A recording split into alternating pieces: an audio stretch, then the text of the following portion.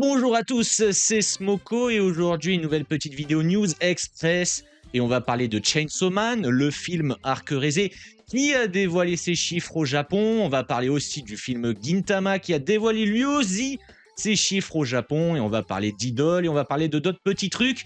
Allez, c'est parti. Et on commence cette vidéo news avec Chainsaw Man, le film Arc Rézé qui dévoile ses chiffres au box-office japonais pour générer plus de 10 milliards de yens après 192 jours d'exploitation au cinéma. Certes, ça reste un succès moindre par rapport à Kimetsu no Yaiba, mais lui, franchement, c'est une exception. Mais ces résultats sont tout simplement excellents parce que Toho, c'est-à-dire le producteur du film, visait environ 5 milliards de yens et il a fait plus du double de l'objectif au Japon. Donc c'est un véritable succès et d'ailleurs si vous n'avez pas vu le film, je vous conseille d'aller le voir parce que je l'ai vu au cinéma et c'était quelque chose mérité pour ce film, c'est cool. Et maintenant on va parler des chiffres du film Gintama Yoshiwara in Flames, actuellement diffusé au cinéma au Japon, et on sait qu'après 45 jours d'exploitation dans les salles japonaises, il a généré plus d'1,5 milliard de yens pour plus d'1 million d'entrées. Évidemment, on pourrait comparer avec les gros blockbusters de Chainsaw Man et Kimetsu no Yaiba qu'on a évoqué hier. Mais bon, il s'agit que de 45 jours. Peut-être va-t-il dépasser 5 milliards de yens sur la durée totale de son exploitation. Mais actuellement, sur 45 jours, il s'agit de chiffres tout à fait honorables, même de bons scores pour la franchise, et c'est tant mieux pour lui. Et on va bifurquer le temps d'un instant sur un truc complètement différent qui vont ravir les fans d'Idol, mais plus de la licence Love Live, parce qu'on apprend que la nouvelle série Love Live, avec toutes ses idoles Mimi, sera diffusée à partir de janvier 2027. Et on va parler maintenant d'une nouvelle série qui a été annoncée en animé il y a quelques temps de ça, pour ne pas dire je crois quelques années déjà.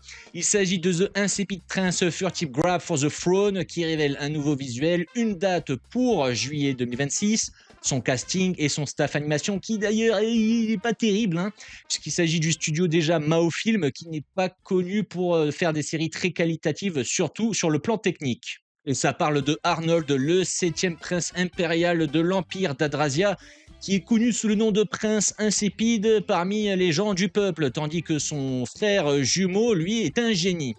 Mais cependant, ce Arnold, il cache un grand secret, c'est qu'il est aventurier de rang SS, c'est le plus fort de tous, et on va suivre ses aventures pendant qu'il supporte son frère dans l'ombre. Et je pense maintenant que les fans seront aux anges de savoir que Golden Kamuy va recevoir une suite avec l'adaptation de l'arc du Runaway Train Arc. J'imagine que les lecteurs du manga savent de quel arc il s'agit. En tout cas, on a un nouveau visuel et c'est prévu pour l'hiver prochain. Une news un petit peu plus cross-média cette fois, puisque le nouveau manga de Tsutomu Nie, connu pour Blame ou bien Sidonia no Kishi, reçoit une vidéo promotionnelle animée qui est vraiment pas mal et qui vaut le détour, et je vous la partage tout de suite parce qu'elle est vraiment de bonne qualité. Et elle est réalisée par le studio Kill. Et on termine cette vidéo news express du jour avec un animé romance, drame, tranche de vie qui avait été diffusé partiellement à l'automne dernier à cause de problèmes de production, qui a eu ses derniers épisodes diffusés aujourd'hui. Vous savez de quoi je parle de Chitose-kun qui donc finit aujourd'hui pour son premier cours et qui maintenant divulgue que le second cours, le deuxième cours, sera diffusé cette année. Et voilà, c'était les news du jour. Merci de m'avoir suivi, c'était Smoko. Et sur ce, je vous dis bye bye et à la prochaine.